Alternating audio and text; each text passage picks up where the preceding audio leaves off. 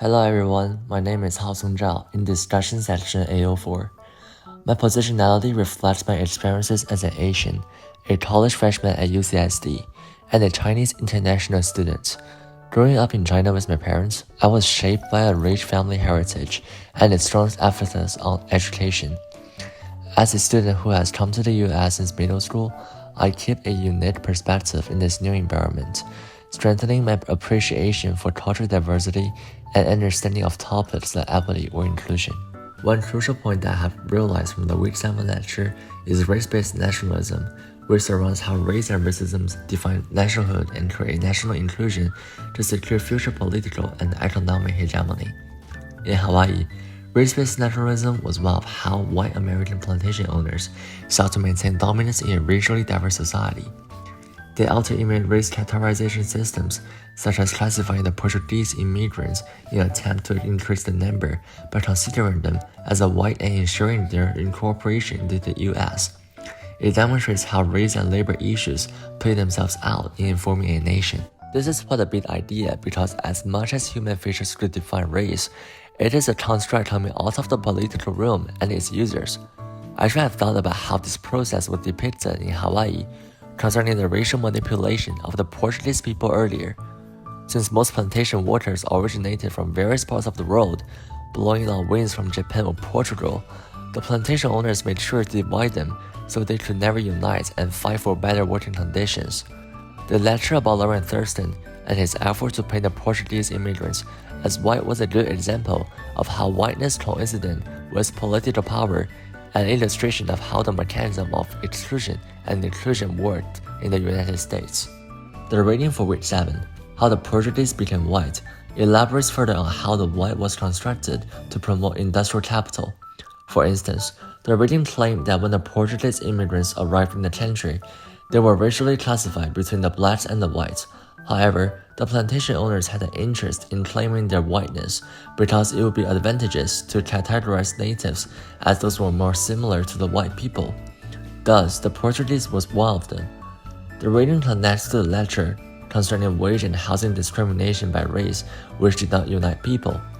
This race-based nationalism was not an inclusive Hawaiian phenomenon. As such, it captures how the black race, as the subordinated race, constructed the American nation in the 19th century and up to the current debates on immigration. It expanded how race works politically and economically, making it a useful lens for analyzing past and present events. Another crucial concept that I found is the criminalization of black bodies, which I think can be connected to the American racialized history. This can be attributed to the exception clause of the 13th Amendment of the Constitution that allowed for the forcible enslavement of criminals. This clause offered legal justification for the systematic marginalization of blacks as criminals. The concept that was examined in Week 9, namely de facto status crimes, builds on how some people, mainly black visuals, are portrayed as criminals even when they are not.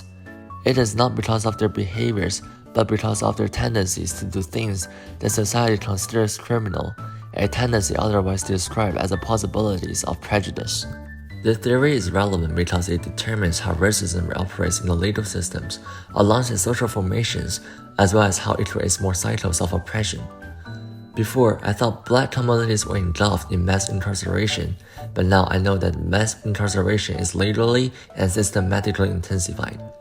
However, as we came to understand from the readings and the lectures, criminals has been turned into instruments to maintain racial races by frowning on blacks under the pretext of racial connotations, regardless of the crime committed. This criminalization is not a one-time random act, but it has taken the oppression of the black man to a new level after slavery and the segregation era. In Week 9, this concept was taken one step further to the Garifuna people who not only have no rights to own land, but also excluded from their political and social citizenship. This characteristics of being dispossessed and rightless is closely connected to the criminalization of black bodies. When the oppressed people have no rights to any elements of life, for example, land, freedom, or citizenship, they are made to disappear, and this is evidenced by how black became disappeared within the jurisdiction of the law as a criminal. Such an idea is advantageous when it comes to gaining preliminary knowledge about racialized control in the contemporary world, When seen as a criminalization of black body, it becomes perfectly evident how the traditions of slavery and segregation are alive right within the contemporary criminal justice systems and how black body continue to be oppressed. Reading perspectives of Week 2 about the indigenous and settler colonial land have changed my thinking. I observed that everything is set and the being should rest, one should, and animals. The characteristics of the indigenous knowledge in Yapik and the Din societies is characterized by land rather than property, especially the interaction of land with people. This does not align with the conventional Western exploitation and the earnest call for moral responsibility. To make these ideas a reality, a plan should be made to be more polite and protect a healthier nature. This involves fueling the necessity to preserve the Earth's resources and providing assurance that one uses sustainable products in daily life. Of equal value, it is also important to promote bottom-up approaches to environmentalism and granted participation of various communities' knowledge. Applying these principles, I want to be at one with nature and feel intrinsically part of its formations.